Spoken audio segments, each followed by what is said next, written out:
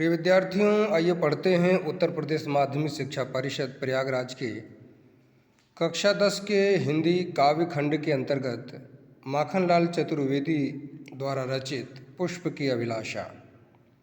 वैसे तो बहुत ही सरल रचना है, लेकिन महत्वपूर्ण बहुत है, इसलिए इसे पढ़ने की इच्छा हुई है।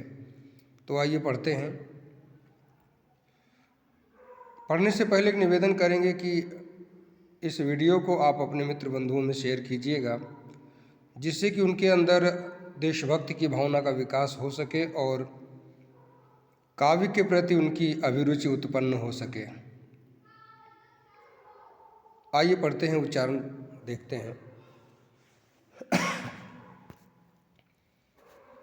चाह नहीं मैं सुरबाला के गहनों में गूंथा जाऊं, चाह नहीं प्रेमी माला में बिंद प्यारी को ललचाऊं, चाह नहीं सम्राटों के शव पर हे हरि डाला जाऊं, चाह नहीं देवों के सिर पर चढ़ूं भाग्य पर ठेलाऊं, मुझे तोड़ लेना वनमाली उस पथ में देना तुम फेंक, मातृभूमि पर शीश चढ़ाने जिस पथ जाए वीर अनेक। शब्दार्थ देखिएगा। चाह नहीं, मेरी कोई अभिलाषा नहीं है। सुरबाला अप्सराओं के, देवताओं की पत्नियों को या स्वर्गलोक की युवतियों को सुरबाला कहा जाता है। गहनों में, बालों में सजाया जाने वाला विशेष प्रकार का जो गहना है या गले में पहनने के लिए जो माला है, वो गहने के रूप में यहाँ कहा गया है। आभूषण विशेष, गूंथा जाऊं, लगाया जाऊं। प्रेमी माला, प्रेमी द्वारा प्रेमिका को पहनाई जाने वाली माला में बिंद जुड़कर प्यारी को, उस सुंदर स्त्री को ललचाऊं, पाने की इच्छा करूं, अर्थात श्रृंगारिक लालच उत्पन्न हो। सम्राटों के, राजाओं के शव पर, लाश पर हे हरि हे ईश्वर चढ़ूं, अर्थात चढ़ाया जाऊं, इठलाऊं, गर्व करूं, अहंकार करूं। वनमाली, मुझे लगाने वाले हे माली, पथ में, मार्ग में जावें, जा रहे हूं, अनेक, अनेक की संख्या में। आइए इसका संदर्भ समझते हैं। प्रस्तुत वीर रस से ओतप्रोत पद्यांश हमारी पाठ्य पुस्तक हिंदी के काव्य खंड के पुष्प की अभिलाषा शीर्षक पाठ से अवतरित है। इसका संकलन माखनलाल चतुर्वेदी द्वारा रचित युगचरण नामक काव्य ग्रंथ से किया गया है।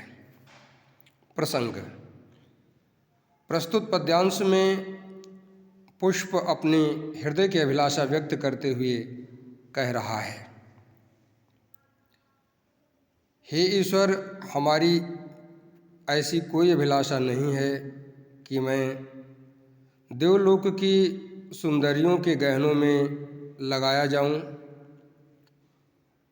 अथवा मेरी ऐसी कोई अभिलाषा नहीं है कि प्रेमी द्वारा प्रेमिकाओं को पहनाई जाने वाली माला में जोड़ा जाऊं और उसके गले में पड़ करके उसके सौंदर्य के प्रति लालच उत्पन्न हो, अर्थात मैं उसको छूने या पाने की भी इच्छा नहीं रखता।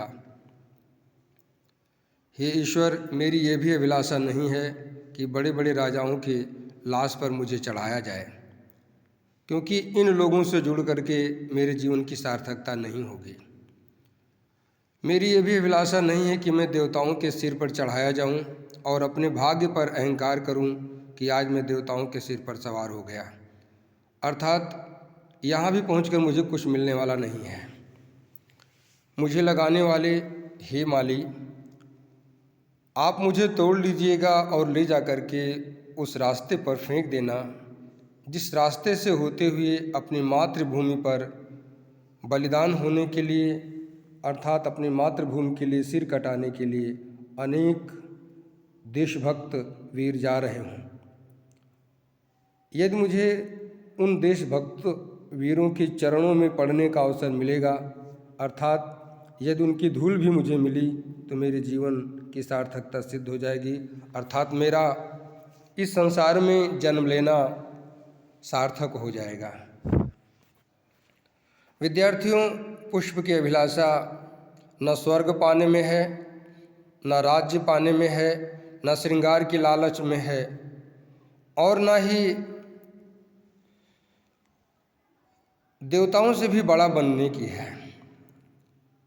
पुष्प की अभिलाषा एकमात्र अपने देश के लिए मर मिटने के लिए है, अर्थात यदि वो कुछ नहीं कर पा रहा है तो वो ये अभिलाषा करता है कि कम से कम उन लोगों के चरणों के नीचे आने का अवसर मिल जाए जो देश के लिए आत्म बलिदान होने के लिए जा रहे हैं। हमें पुष्प से देशभक्ति की भावना सीखनी चाहिए। काव्य सौंदर्य का तत्व समझिएगा। रस, वीर, छंद, तुकांत मुक्त छंद है। अलंकार, अनुप्रास, पुनरुक्ति प्रकाश, मानवीकरण और स्वभावोक्ति भी कह सकते हैं। भाषा शुद्ध परिमार्जित खड़ी बोली, शैली प्रतीकात्मक, प्रभावात्मक, और एक शैली और हम कह सकते हैं विचारात्मक। गुण ओज, शब्द शक्ति अभिधा और लक्षणा दोनों है। लेकिन यदि और बारीकी से देखें तो मुझे व्यंजना भी दिखती है, क्योंकि स्वर्ग इत्यादि न पाने की भावना से ये दिखाया गया है कि स्वर्ग से भी बढ़कर के हमारा राष्ट्र है। तो यहाँ व्यंजना से ये अर्थ निकलता है, इसलिए हम व्यंजना भी बता रहे हैं। विद्यार्थियों, कई प्रकार के प्रश्न बन सकते हैं। चाह नहीं कई बार आया है। यही पंक्तियां हैं जिनमें पुनरुक्ति प्रकाश का दर्शन होता है। यदि ये प्रश्न बनता है कि अनेक बार चाह नहीं लिखने में कौन सा अलंकार प्रयुक्त हुआ है, तो आपको लिखना होगा पुनरुक्ति प्रकाश, क्योंकि पुनः धन उक्ति से पुनरुक्ति बनता है। बार बार यही शब्द प्रयोग किया गया है। ऐसे अनेक प्रश्न बन सकते हैं। पुष्प की अभिलाषा अपने शब्दों में लिखिए, अथवा ऐसा प्रश्न बन सकता है, पुष्प से आप क्या सीखेंगे। तो ऐसे प्रश्नों का उत्तर आप दे सकते हैं। आज के वीडियो में यहीं तक। अगला वीडियो लेकर के हम जल्दी उपस्थित होंगे, जो हमारा शीर्षक होगा जवानी, जिसे आप यहाँ पर देख रहे हैं। तो आज यहीं तक।